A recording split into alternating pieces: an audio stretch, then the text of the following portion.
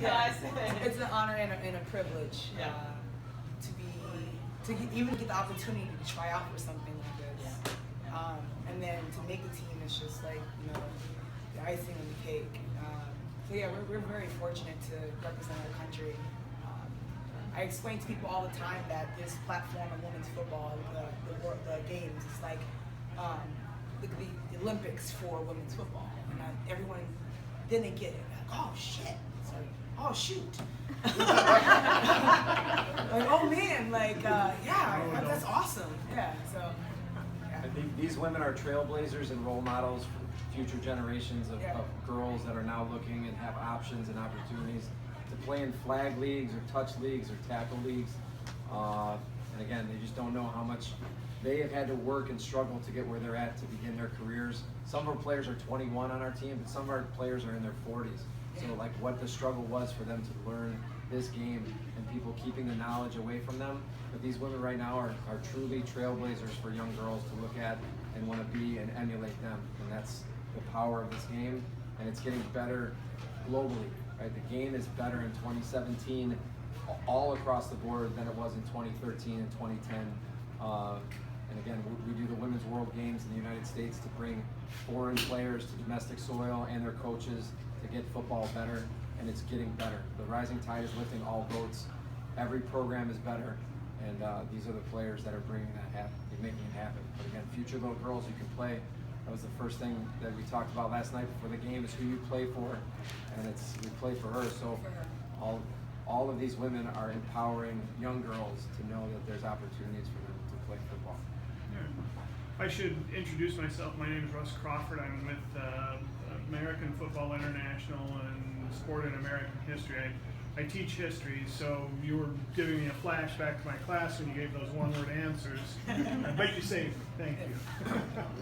So, tell me about your teams back home. Who do you play for? Excuse me? Who do you play for in Finland? What is your team there? I play in Porvoo, Butchers. Okay. Butchers? Yeah. All right. Who do you play for? The Chicago Force. Oh, you're on the Force. All right. Okay. Let's see. So, here's the question. The last time Finland played the United States in 2010, you lost 77-0? 72-0. 72-0. Yeah. I keep getting that wrong. So this time it was 48-0. So you're 34 points. I'm a historian, not a mathematician. Yeah. 24 points better. Yeah. So you talked about not being a 12-minute game, but is the world starting to catch up a little bit?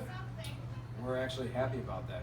Sure. We are the program that needs to make it better. Minus the block punts, it's a way closer game. Again, and I know it, I see it, coach sees it. If he can take those 3 plays away, it's a much tighter ball game. But again, for us, we understand we're ambassadors of this game, and it's the greatest sport there is. So you have to share your knowledge and your understanding, and you need to have all the programs get better. It shouldn't be 107-7. It shouldn't be that way, right?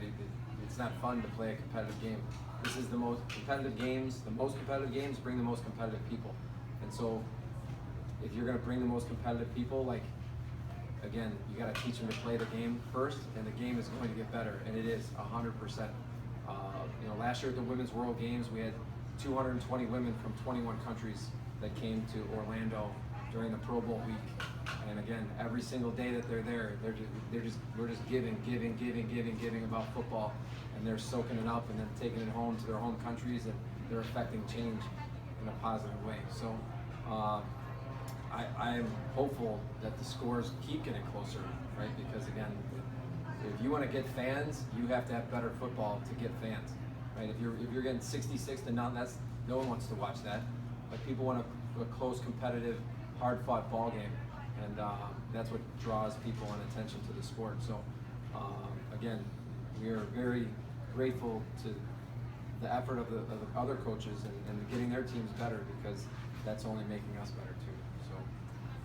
And of course, the team coaches in our national league teams are doing a great job. Of course, we in the national teams, we have only 8 coaches, so we have shorter time, 2 training camps, and then coming here. So of course the clubs are doing the most of the work. And now I have 45 players, which I can put anybody in the field, and the level is on almost the same level. Everybody's playing. Back in 2010, I had first stringers, and after that it was a huge drop. So of course the general level in Finland is getting much better. Yeah, I noticed during the game when you had to swap quarterbacks, the level of play didn't drop off much at all. Yeah, In fact, you moved the ball pretty well. that's true. I have a question. What would you, especially the ladies, say to any young girls who are aspiring to be a part of football or want to play football? What would you say to them?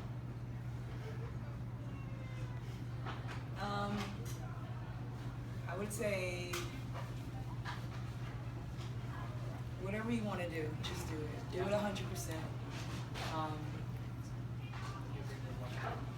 Sorry. Yeah, I would say, and then you can get what you want. It's not just a football, but in your life.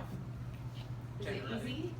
I'm sorry? Is it easy? No. Is it easy? Absolutely not. But it's No. worth it? Yeah, it's Yeah.